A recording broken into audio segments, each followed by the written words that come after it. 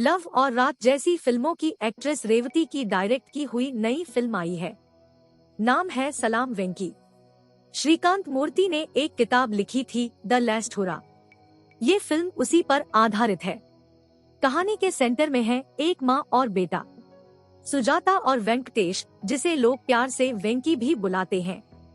प्यार से इसलिए क्योंकि सब वेंकी से प्यार करते हैं, उसकी जिंदादिल स्पिरिट के लिए, उसके जिंदगी बड़ी होनी चाहिए, लंबी नहीं वाले फलसफे के लिए, और ऊपर से भाई साहब शाहरुख खान के फैन हैं।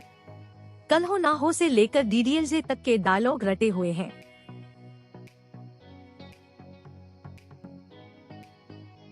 वेंकी एक रेयर मसल डिसऑर्डर से जूझ रहा है।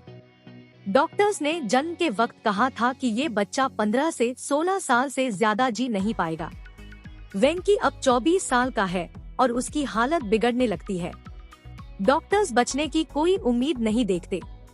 ऐसे में वेंकी यूथनेशिया चाहता है, यानी इच्छा मृत्यु। पहले तो ये सुजाता को ही मंजूर नहीं, ऊपर से उस समय का भारतीय कानून इसकी इजाजत नहीं देता। वेंकी चाहता है कि उसके अंग किसी के काम आ जाएं। उसकी आखिरी इच्छा अपनी मंजिल ढूंढ पाती है या नहीं, आगे पूरी फिल्म यही सफर तय करती है। डेथ एक बहुत सेंसिबल टॉपिक है। घरों में हल्का सा भी जिक्र छिड़ जाए तो हम ठिठकने लगते हैं। सलाम वेंकी का पूरा आइडिया ही उसके इर्द गिर्द रहता है। फिल्म अपने सब्जेक्ट को वो सेंसिबिलिटी देती है जिसकी उसे जरूरत है। इच्छा मृत्यु पर होने वाला विमर्श सेंसिटिव बना रहता है। बस यहाँ एक लेकिन है, फिल्म अपने सब्जेक्ट और उसके मैसेज को लेकर ईमानदार है।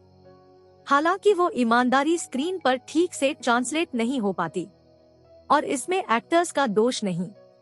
समीर अरोड़ा ने द लास्ट हुरा से कहानी और स्क्रीन प्ले अडेप्ट किया है। फिल्म का स्क्रीन प्ले उसके सबसे कमजोर पॉइंट्स में से एक बनकर उभरता है।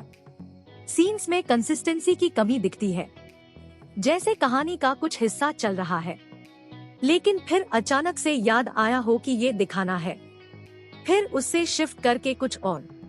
ये कहानी में आपको डूबने नहीं देता।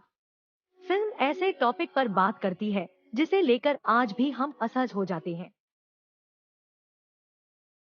कहानी की सिर्फ लिखाई ही नहीं खटकती, बैकग्राउंड म्यूजिक भी कोई मदद नहीं कर पाता। म्यूजिक को बहुत हद तक इन योर फेस रखा गया है।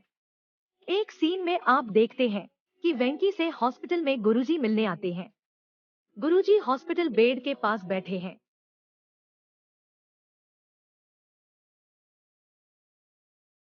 तभी वीणा का संगीत बजने लगता है। किसी आश्रम के गुरुजी का एकदम स्टीरियोटिपिकल ब्यौरा जो ऑब्वियस होकर दिया गया।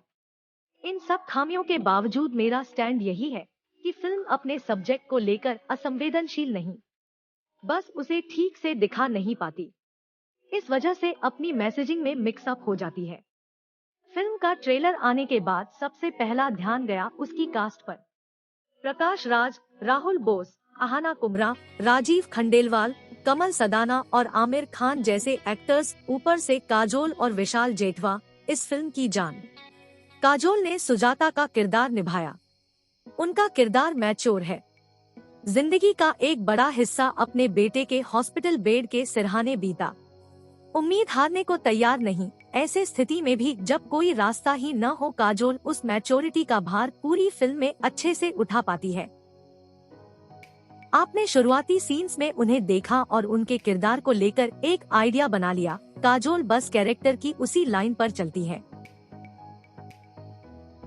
कैरेक्टर ब्रेक नहीं करती। काजोल का काम फिल्म के सबसे अच्छे पॉइंट्स में से एक है।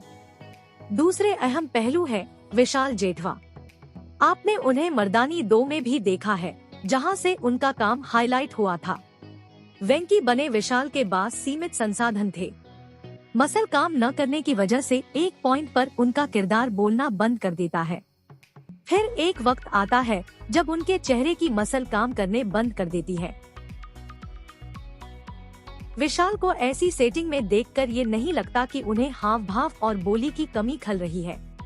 वो अपने भाव व्यक्त करने के लिए अपनी बॉडी को सही तरीके से इस्तेमाल करते हैं। सलाम वेंकी का सबसे मजबूत पक्ष है उसके 2 मुख्य किरदार और उन्हें निभाने वाले एक्टर। बस उनके आसपास रची गई दुनिया उनकी कहानी को ज्यादा मदद नहीं कर पाती। ओवरऑल में इस मूवी को दूंगी 2.5 स्टार।